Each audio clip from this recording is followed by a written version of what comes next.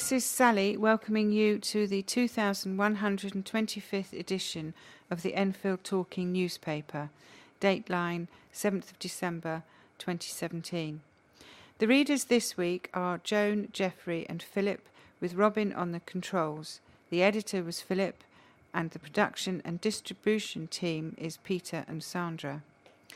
Our title music is Country Rock Polka, composed by Pat Prilly, Ferdinand Bouillon, Harry Brewer, and performed by Jean-Jacques Perry, and is used with his kind permission. The local news stories that we will be reading come from the Enfield Independent and the December issue of the EN magazine, and are their copyright.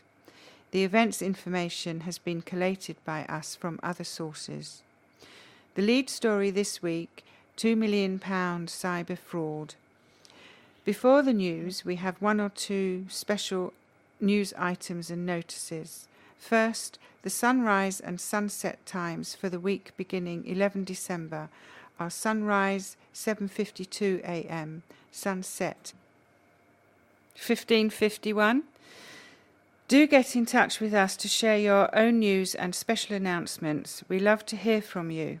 If you have any comments about the Enfield Talking newspaper, please phone Diane de Jersey on 020 8805 6578.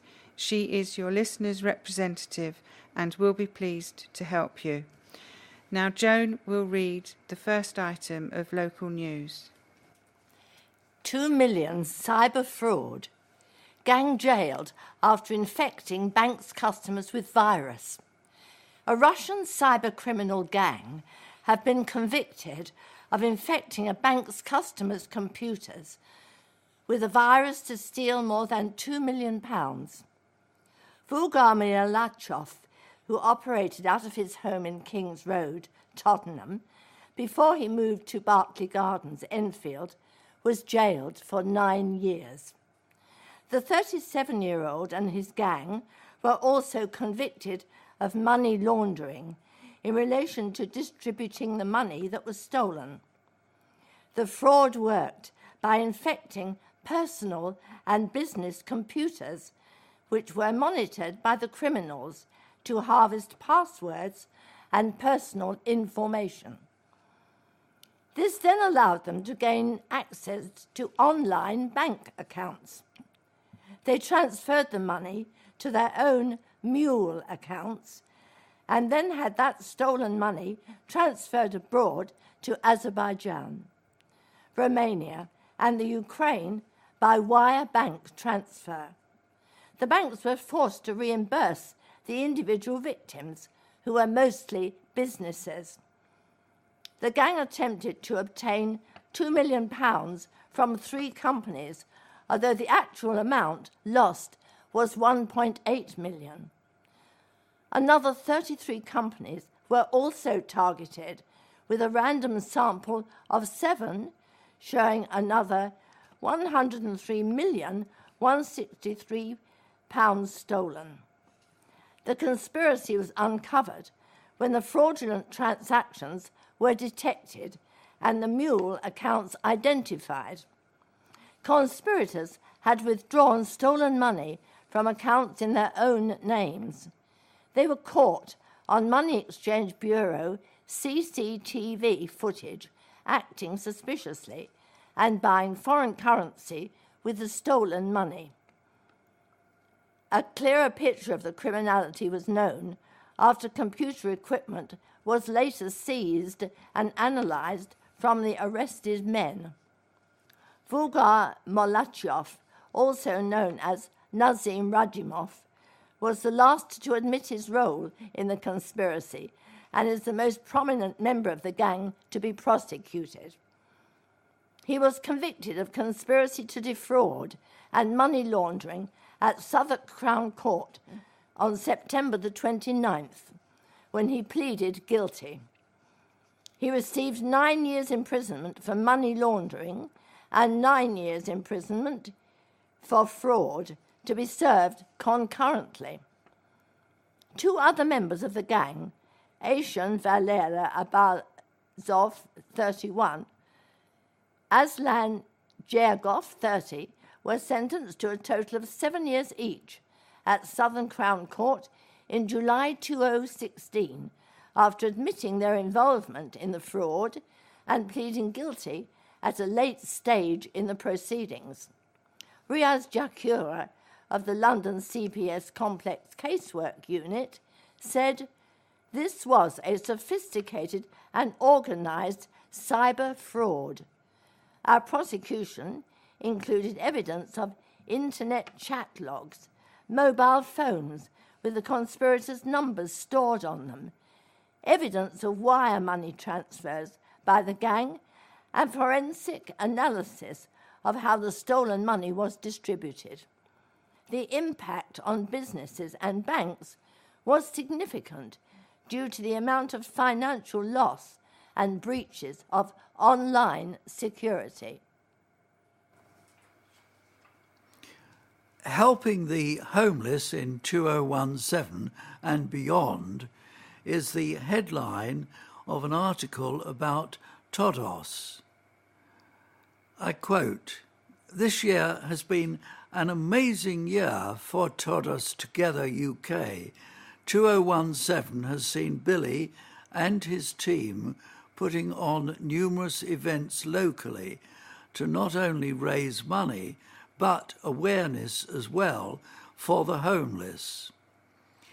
Back in the summer, Todos became a registered charity, enabling the team to take their kindness and help to a new level.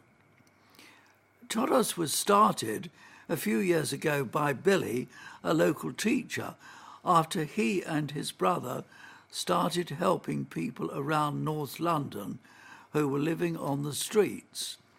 They noticed the increase in the number of people sleeping rough when they were out on a Saturday night.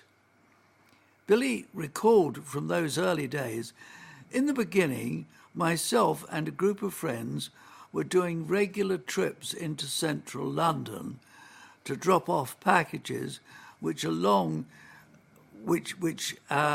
contained food and drinks, and had also included warm clothing, socks, hats, scarves, and hygiene products like wipes, toothpaste, and deodorants. We even had a donation of sleeping bags, which we were able to hand out." Local salon owner James Whitaker has supported Billy from the early days. James recalls, "Over a haircut in the salon, Billy was telling me about what they were doing, and I suggested we use the salon as a drop-off point.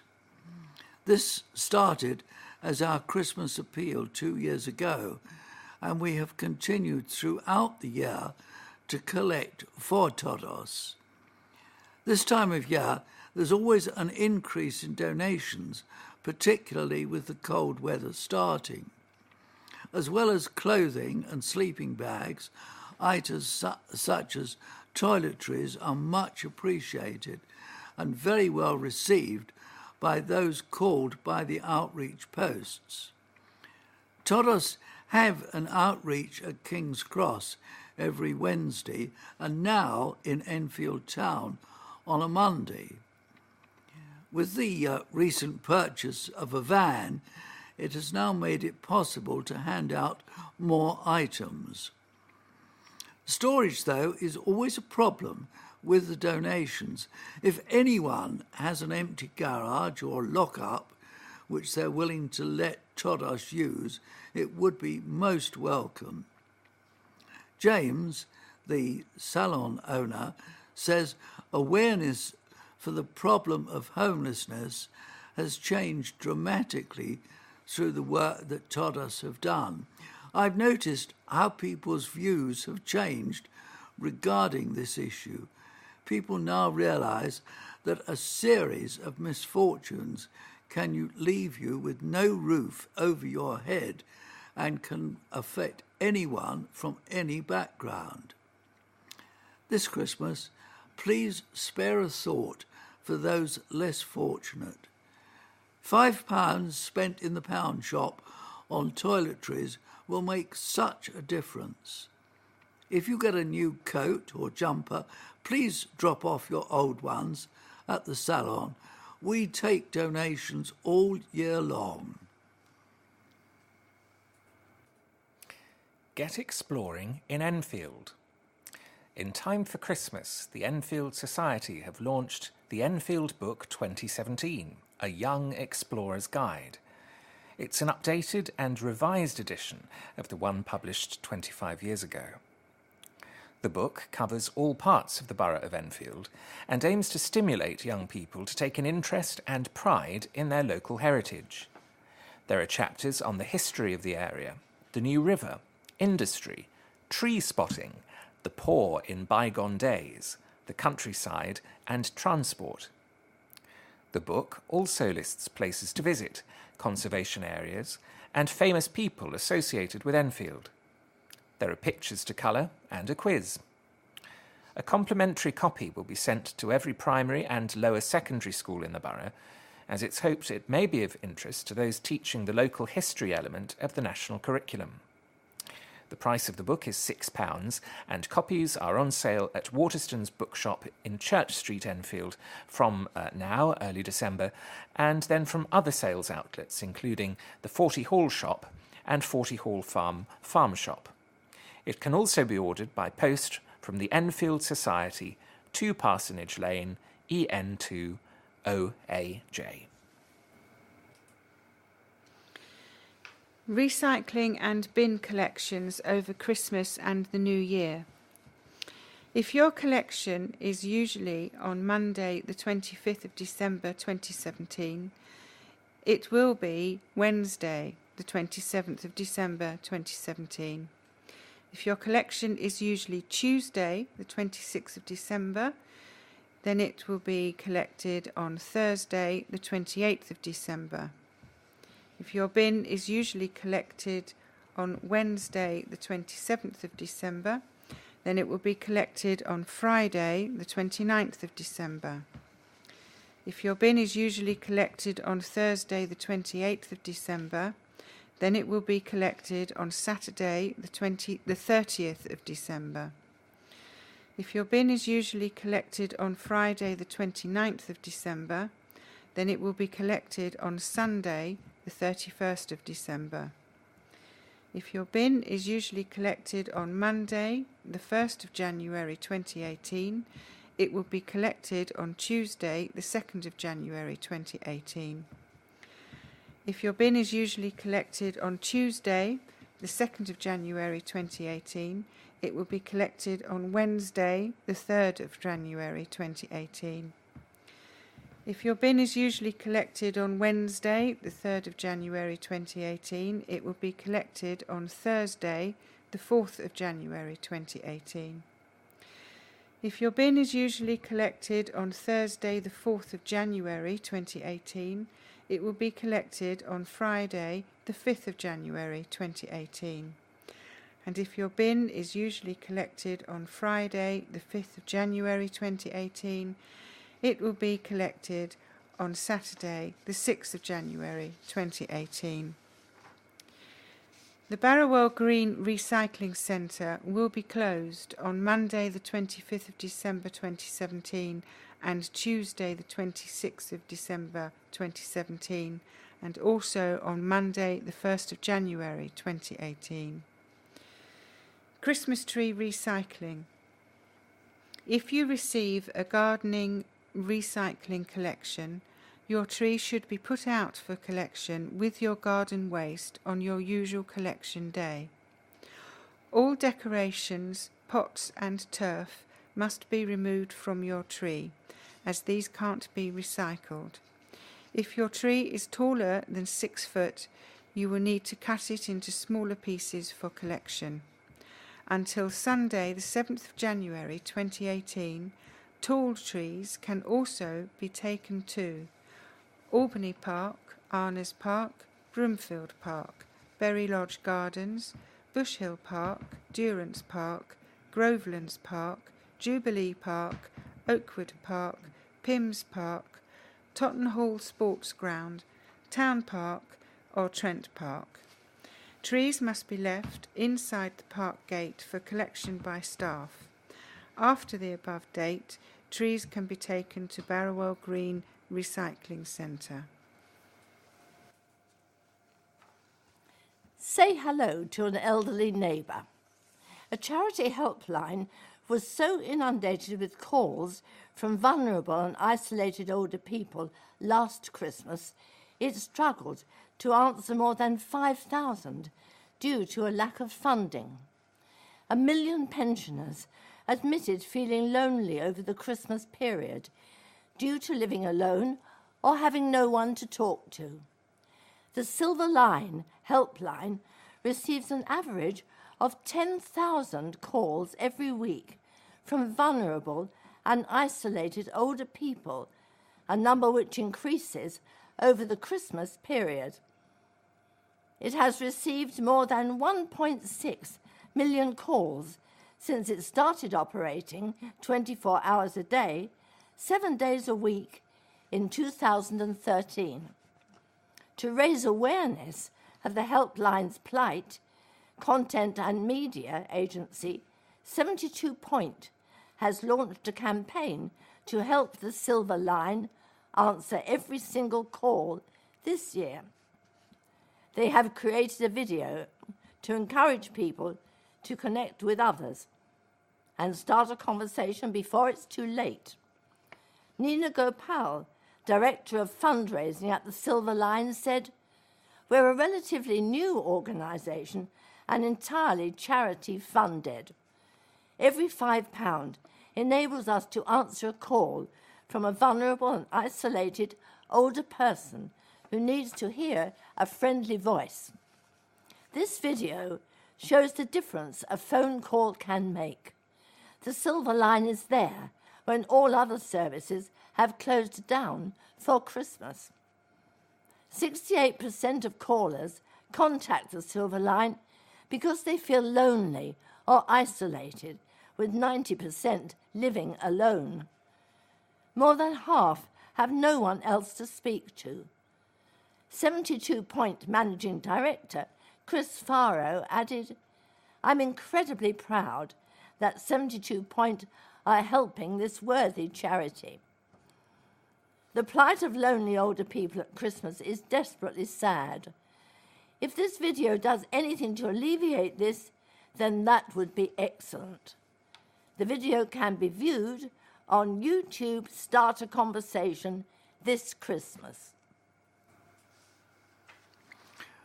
Transforming look and feel of high streets is the headline of an article in the Enfield Independent by Michael Bowden. In fact, it's really about bicycles. It reads, "A dockless bike share company, Urbo, is to introduce its cycles to Enfield next year. Already a success in Waltham Forest, the Ireland-based business will start operating in Enfield from February. Urbo and Enfield Council are working together to oversee the introduction of 100 dockless bikes, with a view to increasing that number if there is enough demand. The agreement runs in partnership with Council's Cycle Enfield scheme, which encourages a more active, healthy and safe form of travel. Bike riders will be able to cycle and lock the Urbo bikes between Enfield and Waltham Forest for free." Tom McGovern, co-founder of Urbo, says cycling is meant to be healthy, fun, affordable and convenient, and we're delighted to be able to make it truly accessible to the residents and visitors of Enfield. The bikes have proved to be a huge success in Waltham Forest. With this launch in neighbouring Enfield, it will allow us to provide riders in London with even more flexibility.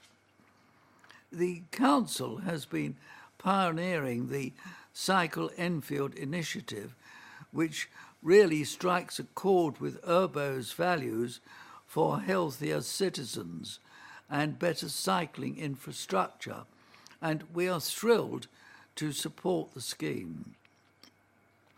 Urbo's launch will help the government's intention to double the number of people cycling by 2025, and more dockless bike areas are planned for 2018.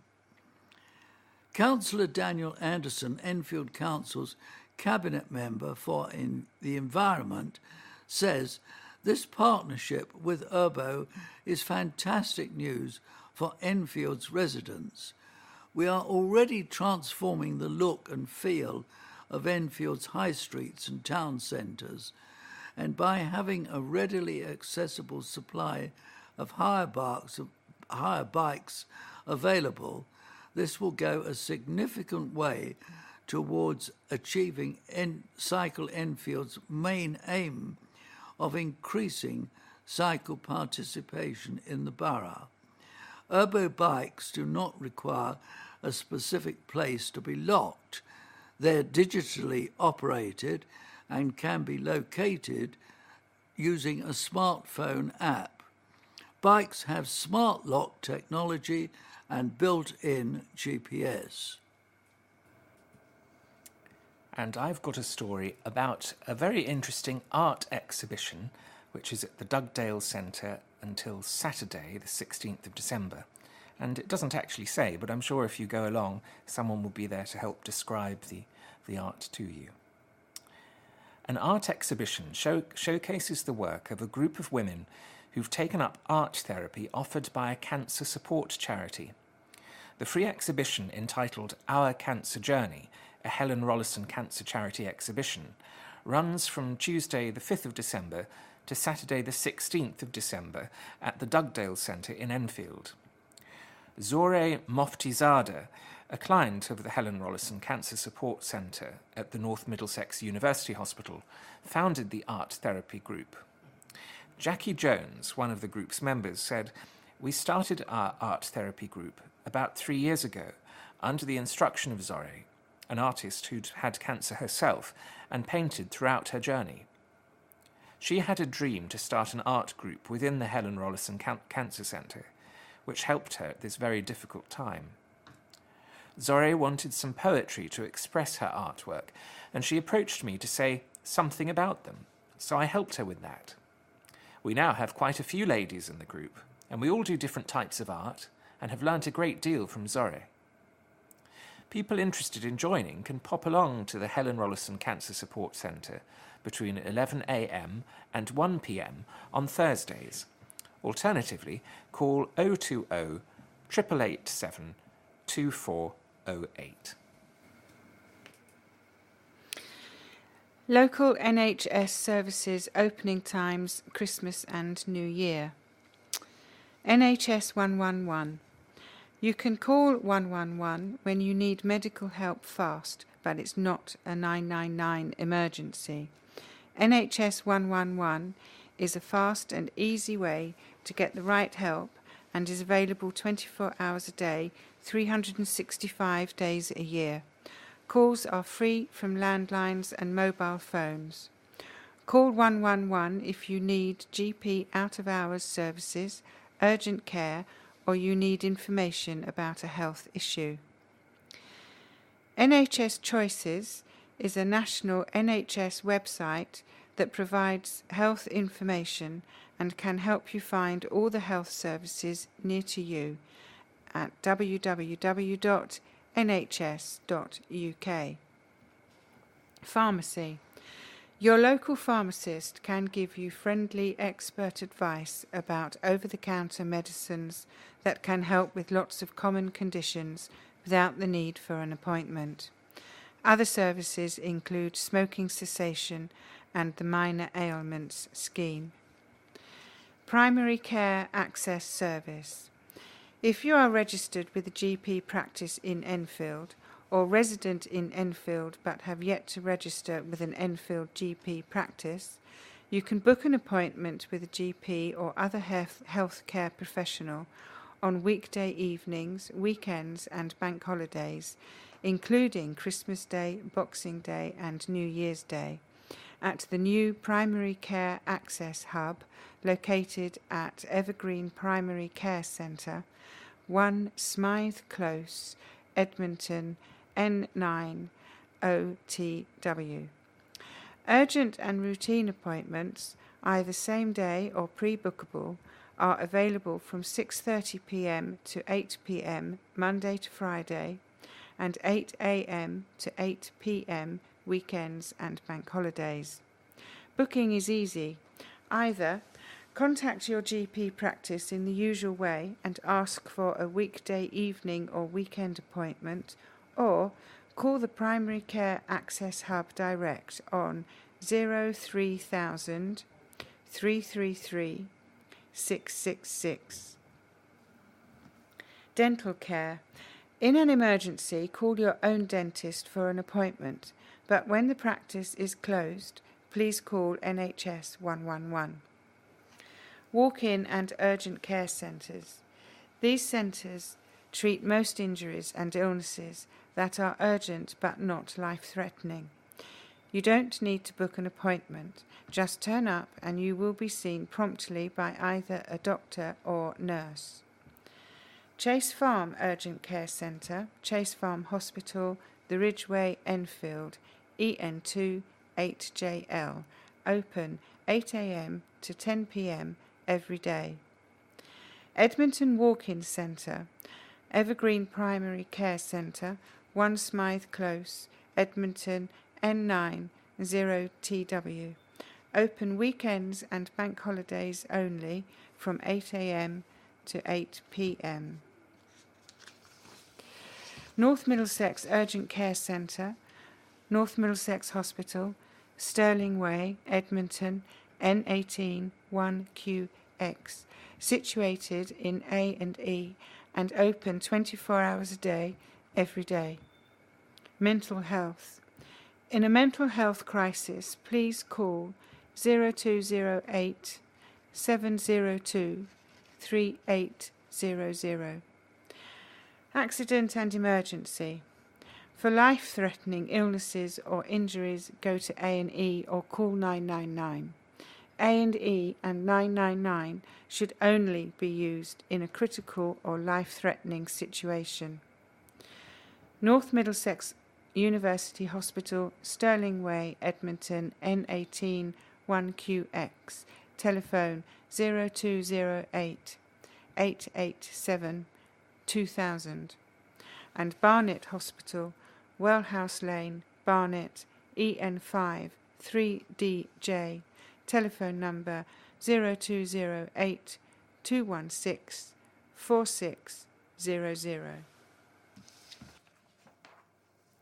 Broomfield Park Laughter Club, free community group, last Sunday of the month. Meet us at the bandstand at 11 a.m, Alderman's Hill, London, N13 4RB. Laughter really is the best medicine. Boosts your mood, lowers stress, improves health. No special equipment or clothing. It's fun and easy. All you need is you. For more information, contact Denise Ryan on 07946 372 853 or Nick Nicholson on 07985 386606 after 6 p.m. Enfield Arthritis Group, first Wednesday of the month, 6 p.m. to 8 p.m, the Art Town, 29 to 30, the Town, Enfield. Whether you have arthritis or care for someone with the condition, our group is for you. For more information about the group, please email Enfield Arthritis Social Group at outlook.com or call Arthritis Care on 0207 380 6522. The heading of the next item is somewhat alarming. It reads, 35 million in savings needed. The article goes on. Enfield Council wants to hear residents' views and priorities as it starts the task of setting its budget for 2018-19 against a backdrop of needing to find savings of 35 million by 2019-20. The Council has already had to make savings of 161 million since 2010 because of significant reductions in government funding, and acknowledges that extremely difficult decisions will need to be made. Residents' views will help to shape those decisions and to choose the way the Council responds to the financial challenges it faces. Councillor Dino Limondes, Enfield Council's Cabinet Member for Finance and Efficiency, says, because of the huge amount of savings we have already found since 2010, there really are no easy options for the Council. To give residents an indication of the scale of challenge we face, the further savings that need to be found are greater than our current combined spending on cleaning streets, collecting bins, and lighting the streets.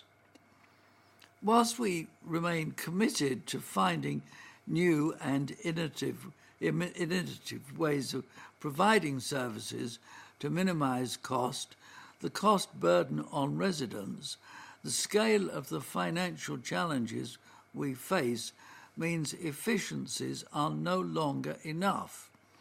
We want to hear residents' views not only on their priorities for investment and reduction, but also suggestions for raising income to try to mitigate the worst impact of funding cuts and increased pressures. However, despite the challenges we face, we remain hugely ambitious for the borough and are committed to creating a fairer Enfield, providing greater opportunities and stronger communities for all. This year, Enfield Council will spend around £1 billion on public services. Much of this amount is ring-fenced for spend on specific services such as schooling and housing benefit payments. As a result of this ring-fencing, Enfield Council is limited in its scope as to where it can make savings. The ring-fenced budgets account for over 50% of Enfield Council's income, and therefore they cannot be touched. In addition, an increasing population puts more strain on our services. It's estimated that Enfield's population now stands at 330,000, and it could grow to as much as 354,000 by 2021. Science teachers' memory tricks are set to transform lessons. A science teacher who's researched ways to improve information retention is transforming the ways lessons are taught. Olenga Esembi, lead practitioner at Nightingale Academy in Edmonton, has studied the skill of knowledge recall and memory tricks. Mr. Esembi ran training sessions to explain the science of short-term, long-term and sensory memory to colleagues. Nightingale faculty staff are currently developing 6-week plans to help students develop their long-term memory. At the end of term, teachers will compare their notes and share what they've learnt from the exercise. Mr. Esembi, who's a specialist in cognitive science, said, "The issue we found is students devote time to after-school clubs and Saturday schools, and do their very best, but that isn't necessarily reflected in their results at the end of the year. So it got me thinking about what the issue might be. The national curriculum encourages 4 lots of teaching with 1 test at the end, whereas what works for knowledge recall is 1 lot of teaching and 4 tests. Students were becoming familiar with a topic, but were not assessed on each lesson. Now we start lessons with open textbooks. We teach and talk and put key words on the board. Then we close the books and recall the lesson working only from the key words. The last 5 minutes of each lesson is a test. As this will be repeated for weeks and weeks, it will give students a confidence boost, and they'll experience less stress when it comes to their exams, as they'll be used to sitting tests. I'm already seeing students simply writing down key words during lessons, as that's what helps them to recall knowledge that they're learning. The good thing about these techniques is that they can be used outside of school. It's not just about passing GCSE exams, it'll help them with anything in life they want to retain. The skills are transferable. Research has shown that at some schools there's no connection between knowledge delivery and recalling that knowledge. Students may know a subject well, but their test results did not reflect that knowledge. Teenagers' Mission Impossible. A teenager who volunteered for a 46-mile charity bike ride is yet to learn how to cycle. Walter Armando jumped at the chance to take part in the Prudential Ride London Surrey 46 when the opportunity arose. The Year 11 Nightingale Academy student later admitted that he had not been on a bike since the age of 7. Nightingale Academy entered the balloted cycling event, which starts at Queen Elizabeth Olympic Park, gaining 11 places. Walter said, "I want to try something new. I'm a little bit nervous, but I'm looking forward to learning to ride a bike. I had a bike when I was about 7, but it got a puncture, and so I never learnt to ride it."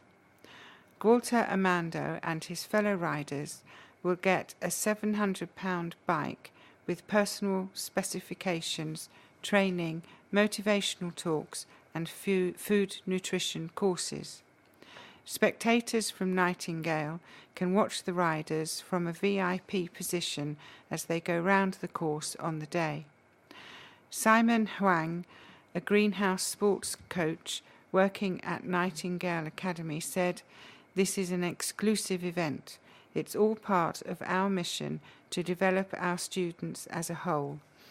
It will help them with social interaction and the discipline of organising a training plan and sticking to it. It will be a great team-building experience, as well as giving them a taste of success, which will be brilliant for them. I am proud of them all, but particularly of Walter, who, on top of all of this, has to learn to ride a bike to begin with." There is a launch party at Prudential head office in December, then fitness testing and a velodrome visit in January. The Prudential Ride London Surrey 46 is for newer and younger cyclists. It introduces young people to cycling on traffic-free roads. Protect yourself from colds and flu. The nights are getting colder, the mornings are getting crisper, and everyone is carrying an emergency Kleenex packet in their coat pockets, which means one thing: sniffle season is well and truly here. If you really want to avoid walking around the office feeling like a zombie, you'll need to get ahead of the game by taking a few preventative measures to safeguard your health. Here are a handful of easy and natural ways to minimize your risk of getting sick this season. Chomp on a clove of garlic. Raw garlic contains compounds that help the immune system to fight common cold germs. When crushed or chopped, this potent plant causes a chemical reaction that releases allicin, a powerful antibacterial that's responsible for garlic's familiar smell. To get the most of its flu-busting effects, you'll have to hold your breath and swallow it raw, as the compound is only present shortly after garlic is crushed and before it's cooked. The brave approach is to peel a clove and pop it straight in your mouth, steeling yourself against the strong flavour. Alternatively, you can make it easier to gulp down by mincing 1 to 2 cloves and floating them in a small glass of water, bottoms up. Swill some echinacea. While the research into echinacea's cold-preventing effects is still ongoing, there's some evidence to suggest this flowering plant can increase the number of white blood cells in the body, which play an important role in fighting infection. As well as cleansing the blood of dead cells and debris, it's also thought to increase the levels of properdin in the body, a chemical that stimulates the protective mechanisms in the immune system. To load up, you can either take it daily in tablet form or buy it in a tincture, adding a couple of drops to your morning cuppa. Set a healthy bedtime. It sounds obvious, but getting a good night's sleep is one of the most important things you can do to boost your immune function and stay well this winter. Just a few late nights can disrupt the protective nature of your immune system, making you vulnerable to picking up a nasty virus. That's why it's a good idea to get into bed earlier and set your alarm a little bit later during the colder months. As a general rule, most of us need around 8 hours of good quality sleep to function properly. So make sure you're clocking enough time under the duvet.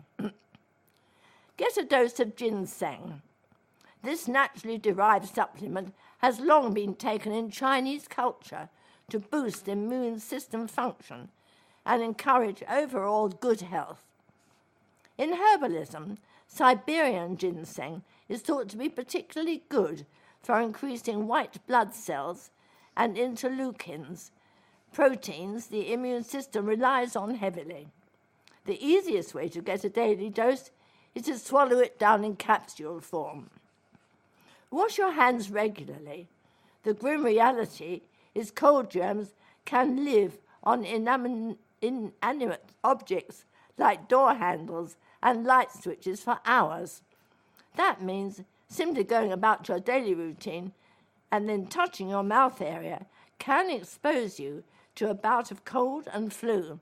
To combat, keep washing your hands throughout the day with antibacterial soap. This is another article from the Enfield Independent by Michael Bowden. It's headed up, "Bravery and Sacrifice Shown is Humbling."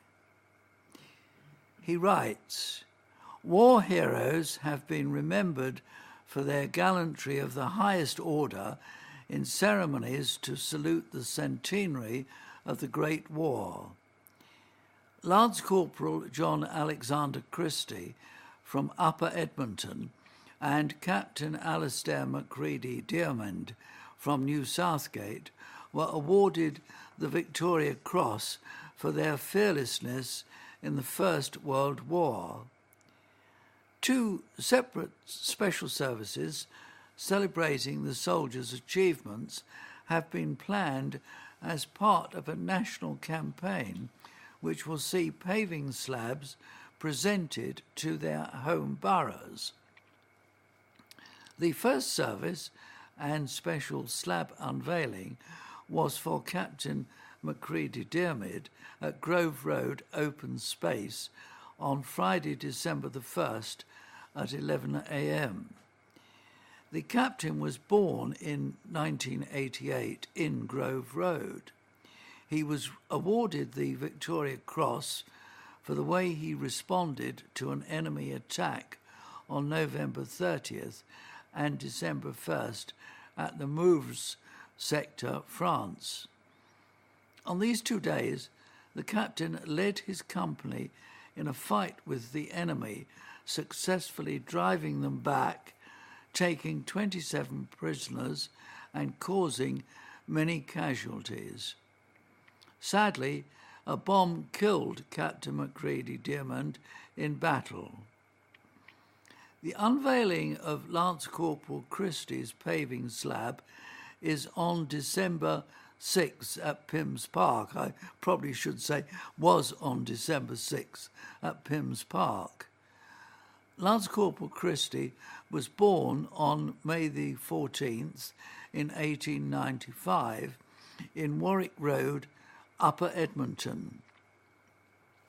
He enlisted in the army in September 1914 and served in Gallipoli before going on to fight in Palestine. And it was in Fayya in Palestine on December the 21st and 22nd in 1917 that Lance Corporal Christie earned his Victoria Cross.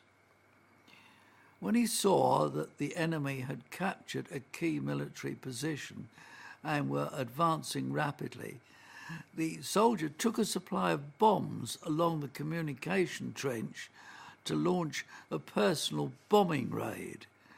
His actions cleared a difficult position and saved many lives. Lance Corporal Christie survived the war and passed away on September the 10th, 1967 in Bramhall, Cheshire. Councillor Doug Taylor, Enfield Council's leader, said, "The bravery and sacrifice shown by Enfield's Victoria Cross winners is humbling, and it is right and proper that the communities in which these brave men were raised should celebrate their bravery. Both Alistair Macready Diamond and John Alexander Christie are heroes whose deeds will live long in the memory and inspire today's generation for many years to come.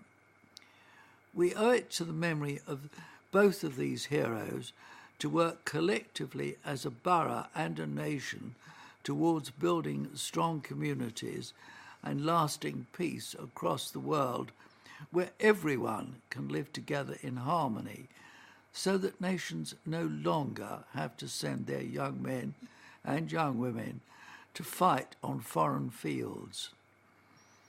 Lance Sergeant Beermy, who was awarded the Victoria Cross on March the 18th, 2005, for saving fellow members of the 1st Battalion, Princess of Wales Royal Regiment from ambushes in Iraq on May the 1st and June the 11th in 2004, was at Captain Macready Diamond's ceremony on December 1st. He sustained serious head injuries in the second ambush on June 11th and was formally given his medal on April the 27th, 2005. What happened to the local MP? Asks the EN magazine. Many people may wonder what happens to an MP when they leave Parliament. Well, the previous MP for Enfield North, Nick Dubois, has been busy writing a book, Confessions of a Recovering MP. You're a 21st century Member of Parliament, elected by a simple majority from roughly 50,000 people who mark their cross by your name at a general election, hoping that you'll be able to somehow make a difference. You represent around 125,000 of these good folk from your constituency by taking your seat in probably the finest parliament in the world, despite what you may read or hear in the media. As a new MP, you walk through the members' lobby filled with a vision of how you'll leave your mark on this place and the nation. But what you're almost certainly unaware of is that your constituents, your government, the press, and the very institution of Parliament have other plans for you. So it was for Nick Dubois in May 2010 when, with an unimpressive and insecure majority of 1,682, he was thrown headfirst into a political life full of the bizarre, the inexplicable, the touching, the shocking, the vitally important, and, thank God, lots of utter nonsense as well. Confessions of a Recovering MP is a humorous, anecdote-filled romp through the corridors of power, exposing the vagaries and eccentricities of the Palace of Westminster and the peculiar demands that come with being an MP. The book is available now for pre-order from Bite Back Publishing, priced $12.99. New Centre for Cancer Patients. Enfield Cancer Charity, the Nightingale Cancer Support, is preparing to move into its new purpose-designed premises in Baker Street, Enfield. The Nightingale Cancer Support Centre has just celebrated its 15th anniversary and has, up to now, been sharing a building with 4 other charities, limiting the amount of services it is able to provide. The charity's new building will hopefully be in full use this month. It has a dedicated welcome area, 2 therapy rooms, 2 counselling rooms, and a multi-purpose function room designed for group activities, Pilates, yoga, and awareness courses, amongst other things. Vice Chair Dr. Pat Mahoney said, "We wanted to provide a safe environment for the people of Enfield, a place that welcomes anyone with cancer, their families and friends." Presently, the Nightingale Cancer Support Centre helps on average 600 people per year, and over the next 3 years, the aim is to double the amount of support we offer. The Nightingale relies entirely on the continued backing of the Enfield community and would like to thank everyone for their unstinting support. Anyone interested in fundraising for the charity can contact fundraising@nightingalesupport.org.uk or telephone 0208 366 4333. Couple finally say "I do" on hospital ward. A couple have married on a ward at the Royal Free Hospital 42 years after meeting. David, 74, and Margaret Emberton, 75, live in Cricklewood, tied the knot on Ward 8E in front of a registrar, family and friends. They met at a Jewish youth club where Margaret worked as a cleaner and David polished floors to earn extra cash while training to become a taxi driver. Margaret said the reason for waiting so long before marrying David was because "I wanted to be sure." But wedding plans had to be put on hold after David was diagnosed with kidney cancer earlier this year. He was in intensive care until August and sees a physiotherapist to help improve his walking. Margaret has been with David in hospital every afternoon since March. Margaret added, "We had applied for a license and were planning our wedding, but then David became ill and has been an inpatient at the Royal Free Hospital since March. David has been very ill, including several bouts of pneumonia, but he's really turned the corner now, and the next stage will be leaving the hospital and going into rehabilitation.